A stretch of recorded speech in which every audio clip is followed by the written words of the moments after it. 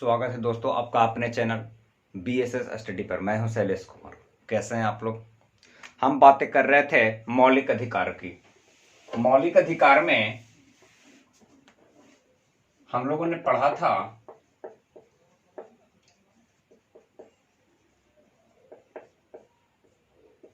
कि सर्वप्रथम किसने मांग किया था मौलिक अधिकार को। तो सर्वप्रथम मौलिक अधिकार का मांग किसने किया था?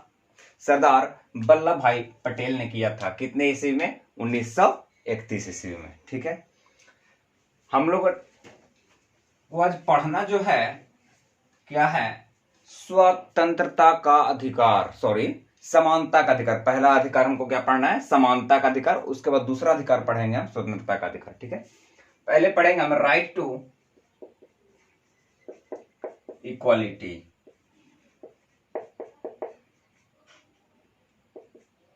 राइट टू इक्वालिटी, समानता का अधिकार। ठीक है, इसमें जो हम बातें करेंगे कि किस प्रकार से समानता मिलनी चाहिए, मतलब किसी प्रकार से भेदभाव नहीं होना चाहिए, है ना। तो एक आर्टिकल है आपका 14। क्या है? एक आर्टिकल है आपका 14, विधि के समक्ष समानता। क्या है? आर्टिकल 14। आर्टिकल 14 में क्या बोलता है कि विधि के समक्ष समानता।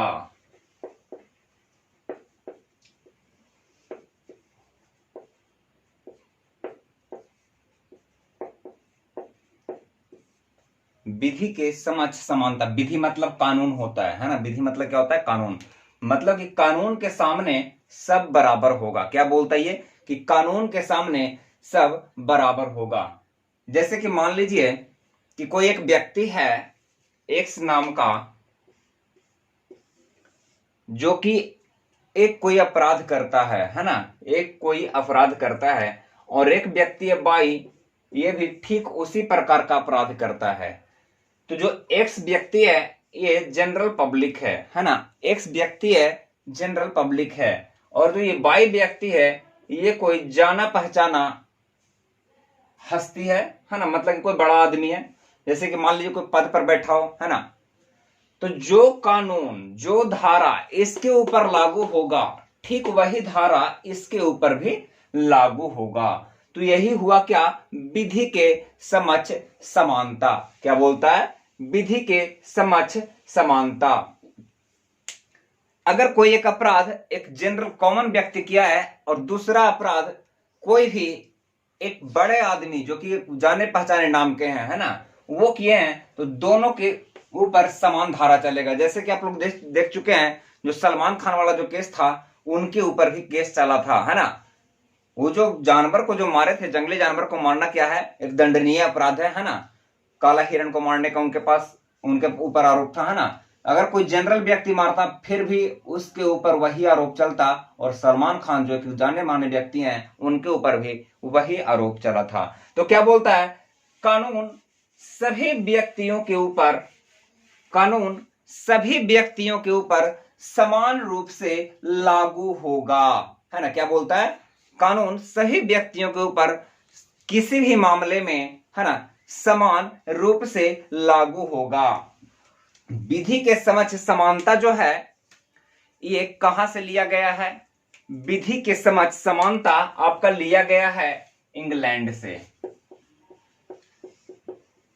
कहां से लिया गया? विधि के समक्ष समानता इंग्लैंड से लिया गया है। ठीक है, एक बहुत ही फेमस क्वेश्चन बनता क्या? सबसे पहली बात तो कि जो मौलिक अधिकार है कहां से लिया गया? ये मौलिक अधिकार लिया गया अमेरिका से। ठीक है, उसके बाद जो ये क्वेश्चन बनता है कि विधि के समक्ष समानता है ये किस देश के संविधान से लिया गया है? तो ये लिया गया आपका इंग्लैंड के संविधान से लिया गया है कि विधि के समक्ष समानता। क्या बोलता है? राज्य में किसी भी व्यक्ति के ऊपर वैसा कोई कानून, है ना, जो कि समान रूप से लागू होगा, है ना। कोई भी जो कानून है वो किसी भी व्यक्ति के ऊपर समान रूप से लागू होगा। एक अपराध के लिए, है ना, दो व्यक्ति हैं तो दोनों व्यक्ति के ऊपर समान रूप से वही धारा चलेगा। तो वो क्या बोलता है? विधि के समक्ष समानता, है ना। और इसमें क्या बोला गया है? विधियों का समान संरक्षण। क्या बोला गया? विधियों का समान संरक्षण। एक तो क्वेश्चन है कि विधि के समक्ष जो समानता है इसका आर्टिकल कितना में वर्णन मिलता है, तो आर्टिकल 14 में वर्णन मिलता है। और जो विधियों का समान संरक्षण है इसका वर्णन कितना मिलता है, तो ये भी आर्टिकल 14 में ही मिलता है। क्या? विधियों का समान संरक्षण।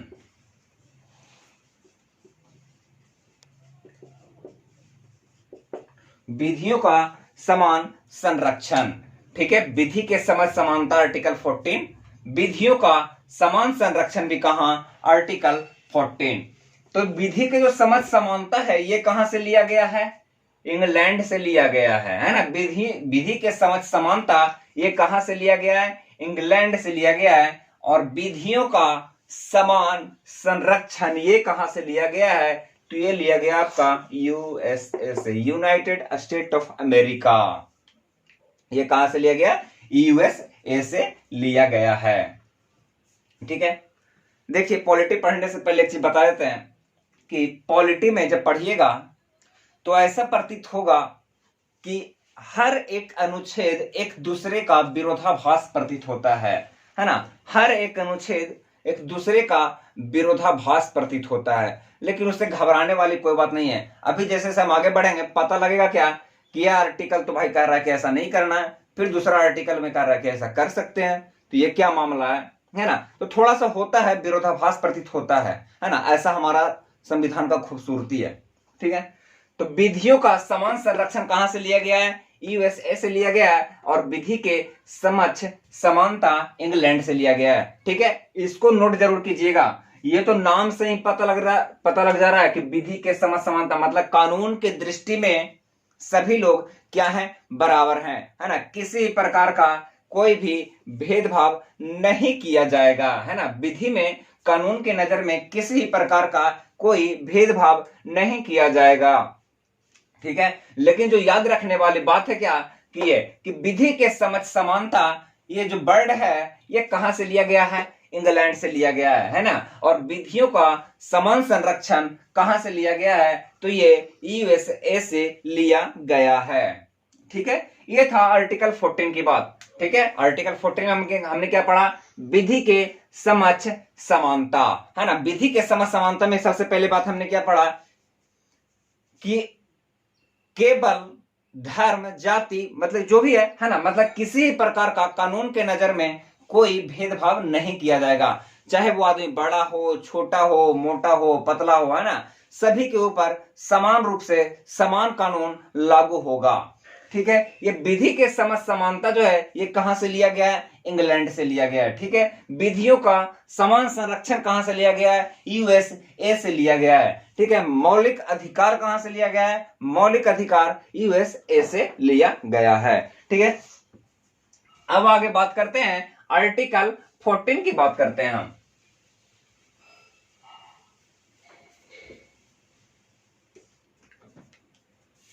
ठीक है। अब आगे बात करते हैं हम, ये तो था आर्टिकल 14, ठीक है। अब बात करते हैं हम आर्टिकल 15 की बात करते हैं, है ना। आर्टिकल 15 की बात करते हैं। क्या बोलता है आर्टिकल 15? देखिए क्या बोलता है। ये बोलता है कि केवल धर्म,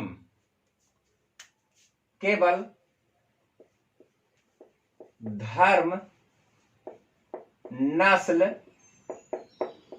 जाति, लिंग, क्या बोलता है? केवल धर्म, नस्ल, जाति, लिंग, जन्म स्थान तथा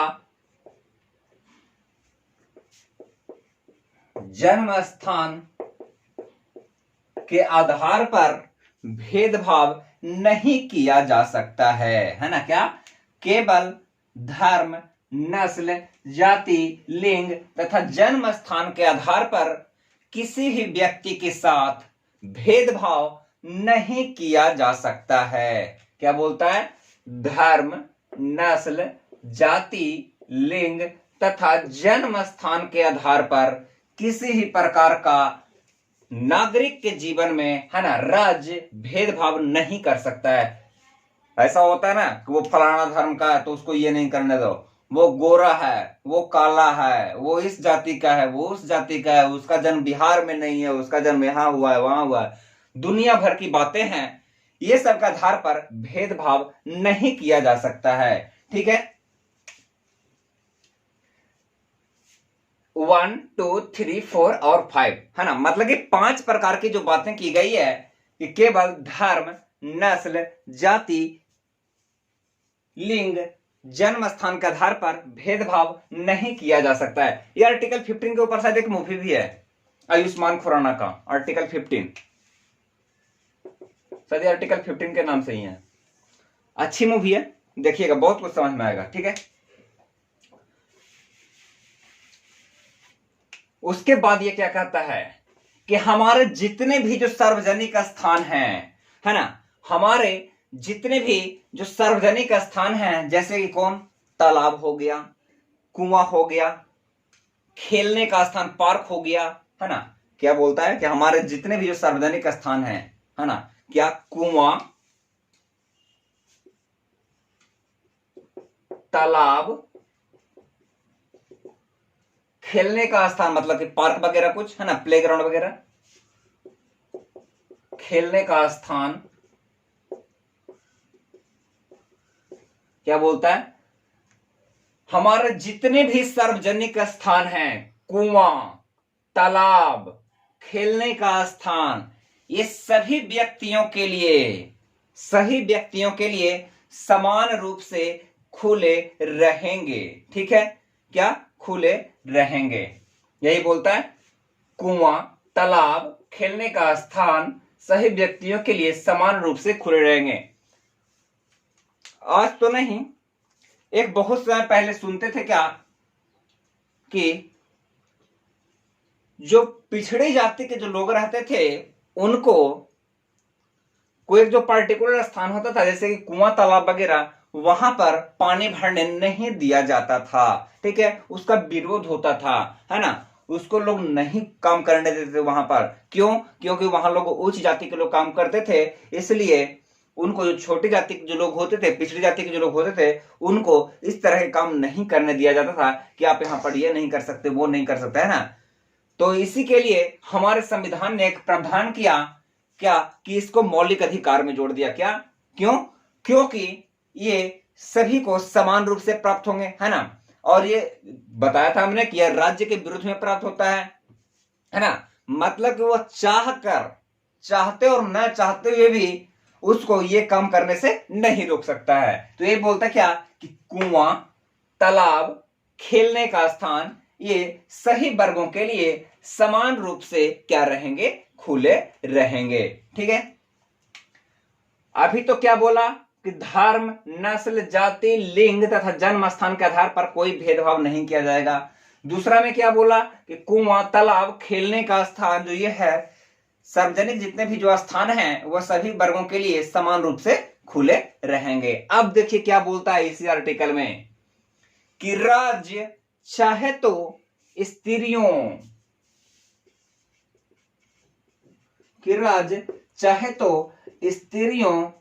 बच्चों के लिए विशेष उपबंध कर सकती है। क्या बोलता है कि राज्य चाहे तो स्त्रियों एवं बच्चों के लिए विशेष उपबंध कर सकती है।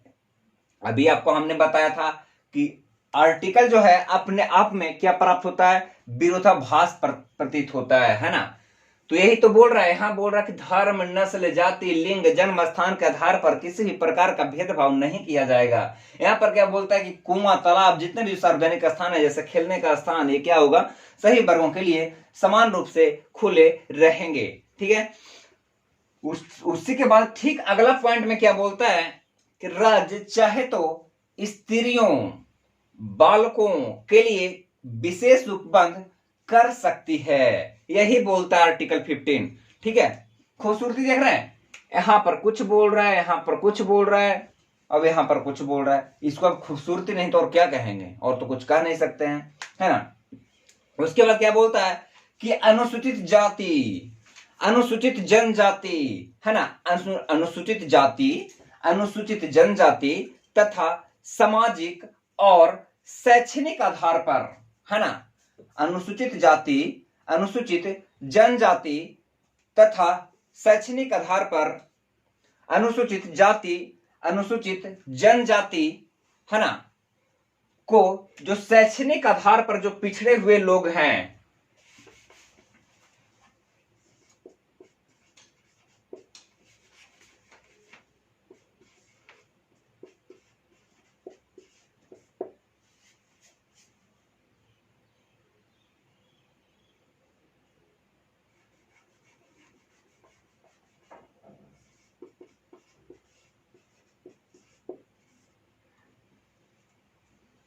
क्या बोलता है कि अनुसूचित जाति, अनुसूचित जनजाति जो शैक्षणिक आधार पर जो पिछड़े हुए लोग हैं उनके लिए, है ना, क्या शिक्षण संस्थाओं में प्रवेश के लिए फिर से विशेष उपबंध किया जाएगा। अभी यहां पर क्या बोला था, धर्म, नस्ल, जाति, लिंग तथा जन्म स्थान के आधार पर कोई भेदभाव नहीं किया जाएगा। सार्वजनिक स्थान जैसे कि कुआं, तालाब, जो खेलने का स्थान है वो सभी वर्गों के लिए समान रूप से क्या रहेंगे, खुले रहेंगे। ठीक है, उसके बाद क्या बोला, यहां से विरोधाभास प्रतीत होना चालू हुआ कि राज्य चाहे तो स्त्रियों, बच्चों के लिए विशेष उपबंध कर सकती है। ठीक है, राज्य चाहे तो स्त्रियों, बच्चों के लिए विशेष उपबंध कर सकती है। फिर उसके बाद क्या बोला कि अनुसूचित जाति, अनुसूचित जनजाति, है ना, अनुसूचित जाति, अनुसूचित जनजाति के लिए जो शैक्षणिक आधार पर जो पिछड़े हुए लोग हैं उनके लिए विशेष उपबंध कर सकती है ना। ठीक है, ये बोला आर्टिकल 15। ध्यान रखिएगा, ये क्वेश्चन पूछता है क्या कि धर्म, नस्ल, जाति, लिंग के आधार पर कोई भेदभाव नहीं किया जाएगा। इसका वर्णन आर्टिकल कितना में मिलता है, तो आर्टिकल 15 में मिलता है। ठीक है, एक बात है क्या, है ना, यहां पर बोला था क्या कि शैक्षणिक आधार पर, है ना, अनुसूचित जाति, अनुसूचित जनजाति और जो शैक्षणिक आधार पर जो पिछड़े हुए लोग हैं उनके लिए राज्य विशेष उपबंध क्या कर सकती है, काम विशेष उपबंध कर सकती है। ठीक है, तो ये जो बात था ये लागू होता था कहां तक, 10th तक, है ना, मतलब कि उच्च शिक्षा में 10th या 12th मान लीजिए, है ना, यहां तक ये लागू होता था। क्या ये 10th और 12th में, है ना, यहां तक ये लागू होता था। उसके बाद जैसे कि जो आपका जो संस्थान है, उच्च संस्थान जो है आपका IIT, IIM, एम्स, ये जो संस्थान है जो अभी जो देखते हैं कैटेगरी वाइज कि SC के लिए अलग प्रावधान है, ST के लिए अलग कट ऑफ है, OBC के लिए अलग कट ऑफ है, ये पहले नहीं था। ठीक है, क्या था, ये पहले नहीं था। मतलब क्या, उच्च शिक्षण संस्थान में, उच्च शिक्षण संस्थान में पहले यह आरक्षण वाला प्रावधान नहीं था। ठीक है, फिर बहुत ज्यादा इसके ऊपर मांग उठने लगा, है ना, इसके लिए बहुत ज्यादा मांग उठने लगा, तब जाके केंद्र सरकार ने संविधान में एक संशोधन किया। वो कौन सा था संशोधन, 98वां संविधान संशोधन, 98वां संविधान संशोधन। कब, 2006 में, है ना। क्या पहले जो था, जो ये बात की गई थी क्या कि अनुसूचित जाति, अनुसूचित जनजाति तथा जो शैक्षणिक आधार पर जो पिछड़े हुए लोग हैं उनको, है ना, एजुकेशन में क्या था, आरक्षण की व्यवस्था, ठीक है, यहां तक कर दिया था। ठीक है, लेकिन वो कहां तक लागू होता था, वो शिक्षण संस्थान में लागू नहीं होता था, वो यहीं तक लागू होता था। लेकिन फिर बहुत ज्यादा मांग उठने लगा तो सरकार ने, केंद्र सरकार ने मजबूर होकर संसद में 98वां संविधान संशोधन किया, है ना। संविधान संशोधन 98वां कब किया, 2006 में। और इसके तहत क्या जोड़ दिया गया कि उच्च शिक्षण संस्थानों में, है ना, क्या जोड़ दिया गया, उच्च शिक्षण संस्थानों में जो सामाजिक और शैक्षणिक रूप से जो पिछड़े हुए लोग हैं उनको आरक्षण के आधार पर क्या दिया जाएगा, प्रवेश दिया जाएगा। ठीक है, तो ये कब लागू हुआ था? उच्च शिक्षण संस्थानों में आरक्षण के आधार पर प्रवेश की व्यवस्था किस संविधान संशोधन के तहत की गई? तो 98वां संविधान संशोधन 2006 ईस्वी के तहत की गई थी। ठीक है, इससे इतनी बातें पता लगती है क्या? केवल धर्म, नस्ल, जाति, लिंग तथा जन्म स्थान के आधार पर कोई भेदभाव नहीं किया जाएगा। ठीक है, उसका क्या पता लगता है कि सभी सार्वजनिक स्थान है ना, जैसे कि कुआं, तालाब, खेलने का स्थान, ये सही वर्गों के लिए क्या रहेंगे, समान रूप से खुले रहेंगे। उसका क्या बोलता है कि राज्य चाहे तो स्त्रियों, बच्चों के लिए विशेष उपबंध कर सकती है। क्या बोलता है कि राज्य चाहे तो स्त्रियों एवं बच्चों के लिए विशेष उपबंध कर सकती है। उसके बाद क्या बोलता है कि जो सामाजिक एवं शैक्षणिक रूप से जो पिछड़े हुए लोग हैं ना, ऐसा नहीं समझ है, क्या बोलते हैं इसमें, अनुसूचित जाति, अनुसूचित जनजाति, अनुसूचित जनजाति तथा जो सामाजिक रूप से जो पिछड़े हुए लोग हैं है ना, उनके लिए राज्य आरक्षण की व्यवस्था करेगी। है ना, उसके लिए राज्य आरक्षण की व्यवस्था करेगी। है ना, चाहे तो विशेष उपबंध कर सकते हैं। है ना, उसके बाद क्या बोला, एक संशोधन किया गया 98वां संविधान संशोधन। इसके तहत क्या जोड़ा गया, उच्च शिक्षण संस्थानों में। है ना, यहां पर लिख देते हैं पॉइंट, कहां पर, उच्च शिक्षण संस्थानों में।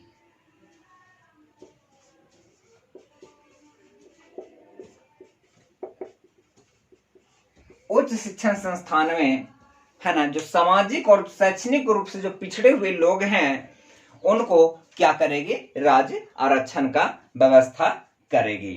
ठीक है, यह था हमारा आर्टिकल 15।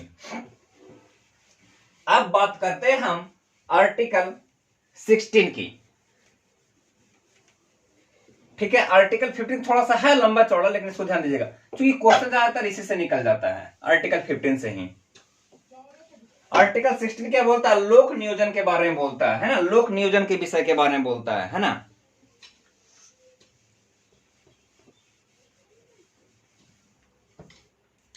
आर्टिकल 16 क्या बोलता है, लोक नियोजन के विषय में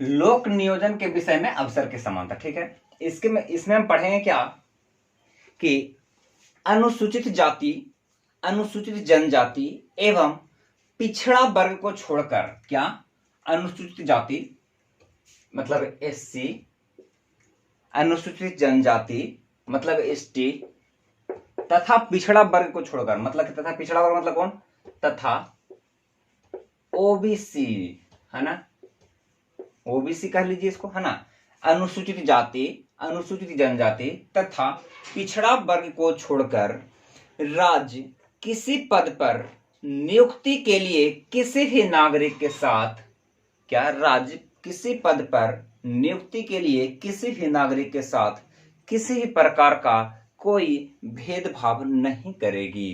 क्या बोलता है कि राज्य अनुसूचित जाति, अनुसूचित जनजाति तथा ओबीसी को छोड़कर किसी भी पद पर नियुक्ति के लिए किसी भी नागरिक के साथ किसी भी प्रकार का कोई भेदभाव नहीं करेगा। क्या बोलता है, किसी प्रकार का भेदभाव नहीं करेगा। ठीक है, एक क्या बोलता है, आर्टिकल 16 का एक है ना, इसी में क्या बोलता है कि राज्य चाहे तो निवास स्थान के आधार पर भेदभाव कर सकती है। क्या बोलता है कि राज्य चाहे तो निवास स्थान के आधार पर भेदभाव कर सकती है, मगर क्या, राज्य चाहे तो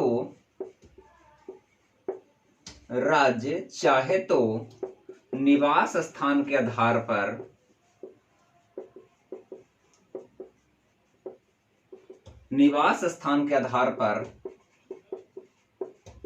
भेदभाव कर सकती है मगर इस संदर्भ में कानून बनाने का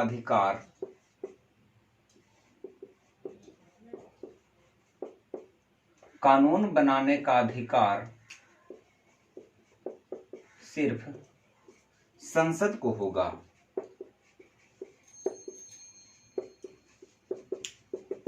देखिए इसके बारे में हम क्या बताएं कि राज्य अनुसूचित जाति, अनुसूचित जनजाति तथा पिछड़ा वर्ग को छोड़कर किसी भी पद पर नियुक्ति हेतु किसी भी प्रकार का किसी भी नागरिक के साथ कोई भेदभाव नहीं करेगा। वहीं पर क्या बोलता है, फिर अगले स्टेप में क्या बोलता है कि राज्य चाहे तो निवास स्थान के आधार पर भेदभाव कर सकती है, मगर इस संदर्भ में कानून बनाने का अधिकार सिर्फ संसद को होगा। क्या बोलता है, मगर इस संदर्भ में कानून बनाने का अधिकार सिर्फ संसद को होगा। देखिए आर्टिकल 16 में क्या बोलता है, लोक नियोजन के विषय में अवसर की समानता। क्या बोलता है, लोक नियोजन के विषय में अवसर की समानता। क्या बोलता है इसमें कि अनुसूचित जाति, अनुसूचित जनजाति तथा पिछड़ा वर्ग को छोड़कर राज्य किसी भी तरह का किसी भी नागरिक के साथ किसी भी आधार पर कोई भेदभाव नहीं करेगा। वहीं पर क्या बोलता है 16 का 1 में कि राज्य चाहे तो निवास स्थान के आधार पर नागरिकों के साथ भेदभाव कर सकती है, परंतु इस संदर्भ में कानून बनाने का अधिकार सिर्फ संसद को प्राप्त होगा। ठीक है, ये बोलता है आर्टिकल 16 का 1। आर्टिकल 16 का 2 क्या बोलता है, ये देखिए कि यदि राज्य को ऐसा लगता है, क्या, यदि राज्य को ऐसा लगता है कि किसी विशेष समुदाय के, है ना, क्या बोलता है कि यदि राज्य को ऐसा लगता है कि समाज के पिछड़े हुए लोग, या बोलते किसी विशेष समुदाय, है ना, यदि राज्य को ऐसा लगता है कि समाज के पिछड़े हुए लोगों का, है ना, समाज के पिछड़े हुए लोगों का जिनका कि सरकारी सेवाओं में अपर्याप्त प्रतिनिधित्व है, क्या, यदि राज्य को ऐसा लगता है कि पिछड़े हुए लोगों का जिनका कि सरकारी सेवाओं में अपर्याप्त प्रतिनिधित्व है ना, अपर्याप्त प्रतिनिधित्व है, तो उसके लिए सरकार आरक्षण की व्यवस्था कर सकती है। क्या बोलता है कि राज्य चाहे तो जो सामाजिक रूप से जो पिछड़े हुए लोग हैं, यदि सरकार को ऐसा लगता है, यदि राज्य को ऐसा लगता है कि उनका प्रतिनिधित्व अपर्याप्त है, तब वैसी स्थिति में क्या कर सकते हैं, तब वैसी स्थिति में राज्य आरक्षण की व्यवस्था कर सकते हैं। ये कौन बोलता है, आर्टिकल 16 का 2 बोलता है। यहां पर देखिए लोक नियोजन के विषय में जो अवसर की समानता है, इसके बारे में सबसे प्रथम बात क्या बोला, किसी भी प्रकार का कोई भी भेदभाव नहीं किया जाएगा। क्या, अनुसूचित जाति, अनुसूचित जनजाति तथा पिछड़ा वर्ग को छोड़कर अन्य किसी भी आधार पर किसी भी नागरिक के साथ किसी भी प्रकार का कोई भेदभाव नहीं किया जाएगा। वहीं पर क्या बोलता है कि राज्य चाहे तो निवास स्थान के आधार पर भेदभाव कर सकती है ना, राज्य चाहे तो निवास स्थान के आधार पर भेदभाव कर सकती है, परंतु इस संदर्भ में कानून बनाने का अधिकार सिर्फ संसद को होगा। ठीक है, उसके बाद क्या बोलता है, यदि राज्य को ऐसा लगता है, यदि राज्य को ऐसा लगता है कि समाज के पिछड़े हुए लोगों का सरकारी सेवाओं में अपर्याप्त प्रतिनिधित्व है, तब वैसी स्थिति में क्या करेगा, सरकार आरक्षण की व्यवस्था कर सकता है। क्या करेगा, सरकार आरक्षण की व्यवस्था कर सकता है। ठीक है, ये तो बात था आर्टिकल 16 का। अब बात करते हैं क्या, आर्टिकल 17 का। इसमें क्या बोलता है, अस्पृश्यता का अंत। क्या बोलता है? अस्पृश्यता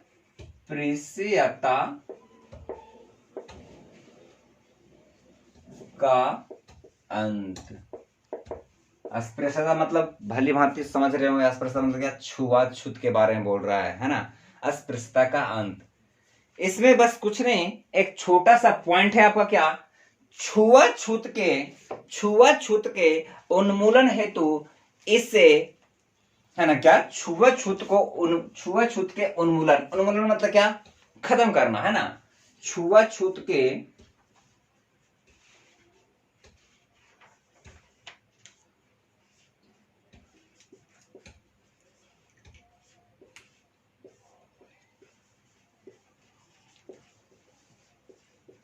उन्मूलन हेतु क्या? इससे अपराध की संज्ञा दी गई है। क्या? छुआछूत के उन्मूलन हेतु इसे दंडनीय अपराध की संज्ञा दी गई है। क्या? छुआछूत का उन्मूलन हेतु इसे दंडनीय अपराध की संज्ञा दी गई है। अस्पृश्यता मतलब छुआछूत ही होता है, ठीक है। छुआछूत के उन्मूलन हेतु इसे दंडनीय अपराध की संज्ञा दी गई है। ये तो था आर्टिकल 17 का बात, है ना। अब बात करते हैं क्या? आर्टिकल 18। इसमें क्या बोलता है? उपाधियों का अंत। क्या बोलता है इसमें? उपाधियों का अंत। देखिए इसमें क्या बोलता है, जैसे कि पहले सुनते थे, है ना, कि इसको ये उपाधि दिया गया, उसको वो उपाधि दिया गया, है ना। वो सब उपाधियों का क्या कर दिया? अंत कर दिया। क्या बोला? कि राष्ट्रपति के अनुमति के बगैर, क्या? राष्ट्रपति के अनुमति के बिना भारत का कोई भी नागरिक, क्या? राष्ट्रपति के अनुमति के बिना भारत का कोई भी नागरिक किसी विदेशी उपाधि को ग्रहण नहीं करेगा। क्या बोला? कि राष्ट्रपति के अनुमति के बिना देश का कोई भी नागरिक, राष्ट्रपति के अनुमति के बिना देश का कोई भी नागरिक किसी भी विदेशी उपाधि को ग्रहण नहीं करेगा। उसके बाद फिर लिखा क्या? कि सेना, क्या? सेना और शिक्षा संबंधित उपाधियों के लिए, है ना। क्या? सेना और शिक्षा संबंधी उपाधि। सेना और शिक्षा मतलब कि जो आर्मी में है, हाँ, उनको, और जो एजुकेशन में है ना। क्या बोला? कि सेना और शिक्षा संबंधी उपाधि को छोड़कर किसी भारतीय नागरिक को, है ना, सेना और शिक्षा संबंधी किसी उपाधि को छोड़कर, है ना, सेना और शिक्षा संबंधी कोई उपाधि को छोड़कर किसी भारतीय नागरिक को, क्या? सेना और शिक्षा संबंधी किसी उपाधि को छोड़कर अन्य कोई उपाधि भारतीय नागरिक ग्रहण नहीं करेगा। सेना और शिक्षा संबंधी, जैसे डॉक्टरेट का डिग्री आप हासिल कर सकते हैं, ना, डॉक्टरेट का डिग्री दे सकता है, कोई दिक्कत नहीं है, है ना, डॉक्टरेट का डिग्री दे सकता है ना। तो वही बोला क्या? सेना और शिक्षा संबंधी उपाधि को छोड़कर भारतीय नागरिक को अन्य कोई उपाधि ग्रहण नहीं करेगा। ठीक है, ये क्या बोलता है? आर्टिकल 18। ठीक है, एक छोटा सा करेक्शन है उसमें, जो आर्टिकल 15 में जो बात कर रहे थे हम, है ना, जो वो बात नहीं कहते कि संविधान संशोधन किया था, है ना, 98वां संविधान संशोधन किया था, वो मिस्टेक से 98वां बोला गया और लिखा गया था, उसको थोड़ा सा ध्यान दीजिएगा। वो 98वां ना होकर क्या है? 93 है ना, 93 संविधान संशोधन था।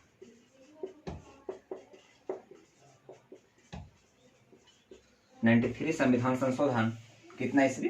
2006 ईस्वी। ठीक है, इसको थोड़ा सा करेक्शन कीजिएगा। क्या था वो? कि उच्च शिक्षण संस्थानों में, है ना, उच्च शिक्षण संस्थानों में जो भी सामाजिक और शैक्षणिक रूप से पिछड़े हुए लोग हैं, क्या? उच्च शिक्षण संस्थानों में जो भी सामाजिक और शैक्षणिक रूप से जो पिछड़े हुए लोग हैं तथा SC ST के लिए आरक्षण की व्यवस्था की गई है। क्या किया गया? 93वां संविधान संशोधन में, वो आर्टिकल 15 वाले में बात कर रहे हैं। आर्टिकल 15 का हम लास्ट पॉइंट के बारे में बात कर रहे हैं। क्या बात कर रहे हैं? कि 93वां संविधान संशोधन 2006 ईस्वी के द्वारा क्या जोड़ा गया? कि जो सामाजिक और शैक्षणिक रूप से जो पिछड़े हुए लोग हैं तथा SC ST के लिए इसमें क्या व्यवस्था की गई है, आरक्षण की व्यवस्था की गई है। ठीक है, क्या किया गया 93वां संविधान संशोधन में SC ST के लिए और जो सामाजिक और शैक्षणिक रूप से जो पिछड़े हुए लोग हैं उनके लिए उच्च शिक्षण संस्थानों में आरक्षण की व्यवस्था की गई है। तो ये था हमारा क्या, समानता का अधिकार। ये था क्या हमारा, समानता का अधिकार, राइट टू इक्वालिटी, है ना। ये हमारा खत्म होता है आज का ये टॉपिक, क्या, समानता का अधिकार। ठीक है, आगे हम बात करेंगे क्या, स्वतंत्रता का अधिकार। ठीक है, समानता का अधिकार हमारा खत्म हुआ। ठीक है, आगे हम बात करें क्या, स्वतंत्रता का अधिकार के बारे में अगले वीडियो में हम बात करेंगे। अगला जो हमारा टॉपिक होगा वो क्या होगा, स्वतंत्रता का अधिकार। मिलते हैं दोस्तों अगले वीडियो में। वीडियो को लाइक, शेयर और सब्सक्राइब करना मत भूलिएगा। ठीक है।